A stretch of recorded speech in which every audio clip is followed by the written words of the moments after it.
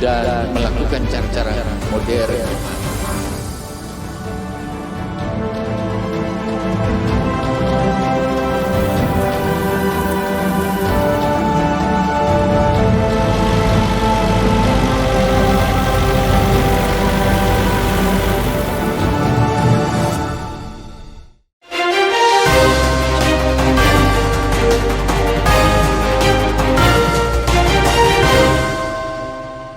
Perkenalkan, nama saya Joko Wiono, Prakasa Madya di Balai Besar Pengembangan Mekanisasi Pertanian Serpong. Jadi yang ada di belakang ini adalah mesin untuk alat tanam bibit ubi kayu atau singkong, yang dalam prosesnya ini digandeng dengan traktor roda 4 minimal 50 HP, kemudian pada saat ini digandengkan dengan traktor 90 HP. Jadi alat tanam ini sekaligus dapat digunakan selain untuk tanam bibit, juga untuk membuat gulutan sekaligus, memupuk sekaligus melakukan penyemprotan herbisida pada gulma di gulutan. Jadi sekali proses ada beberapa tahapan yang bisa kita lakukan dengan alat mesin ini.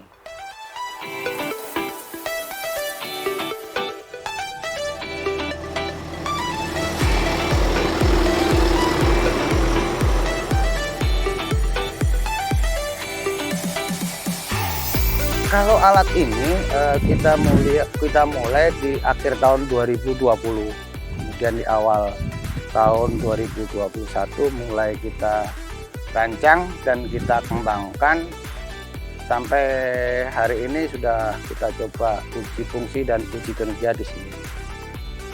Jadi kalau di lapangan atau di masyarakat itu umumnya untuk tanam singkong atau ubi kayu itu masih manual, sementara sekarang ini kan tenaga kerja semakin sulit gitu.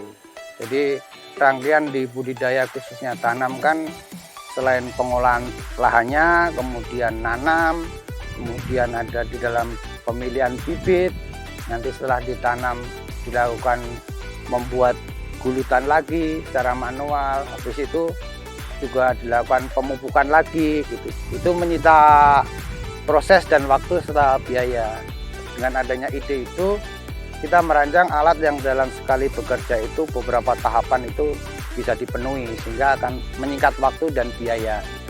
Kalau alat ini baru prototip jadi belum ke masyarakat itu belum, cuma masih tahap prototip dan uji coba. Tapi ada beberapa perusahaan yang sudah melirik untuk melakukan lisensi atau pengembangan.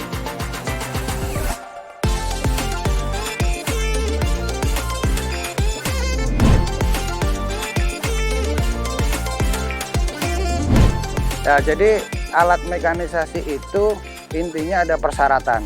Pertama, kondisi lahannya harus terlebih dahulu diolah sempurna. Artinya diolah sempurna itu contohnya tanah itu harus dibajak, dirotari sehingga tidak banyak perongkalan yang seperti yang di sampingnya. Alat ini prinsipnya kan harus memotong sama melontarkan bibit nancep di tanah. Kalau tanahnya itu nggak dilakukan pengolahan terlebih dahulu akan mental, sehingga alat ini tidak dapat bekerja kalau persyaratan itu tidak terpenuhi semua. Kita di Balai Besar Mekanisasi Pertanian ini kan dalam proses pengembangannya kita melakukan reverse engineering, jadi beberapa teknologi entah itu sudah dilakukan oleh kita atau dari luar negeri itu kita kembangkan dan kita sesuaikan dengan kondisi yang ada di Indonesia. Contohnya kalau di luar negeri itu tanam ubi kayu atau singkong yang tren sekarang sistemnya rebah tidur. Kalau di Indonesia karena karakteristik di Indonesia itu petaninya pengennya vertikal atau nancepnya tegak, maka kita rancang alatnya ini tegak menyesuaikan dengan kondisi yang ada di Indonesia. Kemudian beberapa komponen ya kita sesuaikan dengan komponen yang tersedia di lokal Indonesia gitu. Jadi pengembangannya di situ secara karakteristik kita sesuaikan dengan keinginan sama kebutuhan di petani di Indonesia. Jadi alat ini kapasitas kerjanya kurang lebih 2,5 sampai 3 jam per hektar. Nah, alat ini dilengkapi dengan pengulut untuk membuat gulutan. Kemudian yang di depan ini ada alat untuk pemupuk atau hopper yang nantinya untuk pemupukan pertama. Kemudian di sini ada unit pisau nanti untuk memotong bibit. Kemudian di sini ada unit untuk melontar yang untuk nancepin ke gulutan. Yang terakhir di belakang ini kita siapkan untuk semprotan untuk menyemprot herbisida atau gulma di atas gulutan. Jadi dalam sekali proses itu kita nanam bibit, kemudian membuat gulutan, memupuk pupuk pertama sekaligus nyemprot gulma.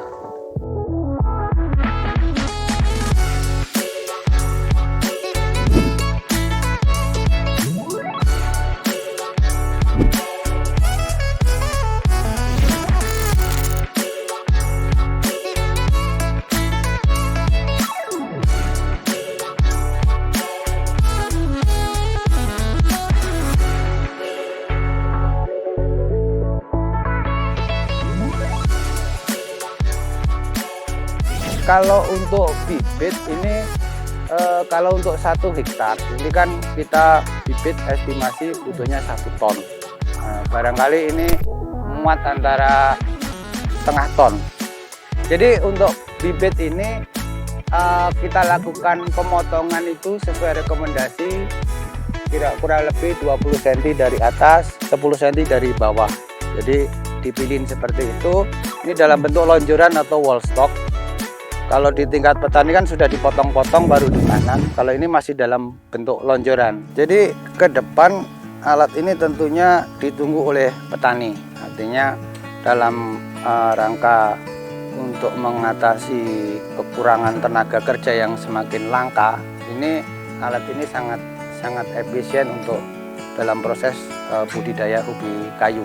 Karena selain alat tanam ini bekerja untuk khususnya alat tanam, memang kita rancang nantinya itu terintegrasi untuk alat panennya juga. Jadi alat panen nanti bisa masuk di situ juga, sehingga akan sangat integrasi nantinya untuk mekanisasi di tahapan budidaya ubi kayu. Jadi untuk petani yang singkong atau ubi kayu memang harga selalu menjadi tantangan gitu. Jadi harus tetap semangat, khususnya untuk mereduksi ongkos untuk usaha tani. Alat ini bisa menjadi salah satu solusi. Jadi untuk mempercepat kerjanya, biaya semakin terpotong sehingga kos untuk usaha tani akan semakin efisien.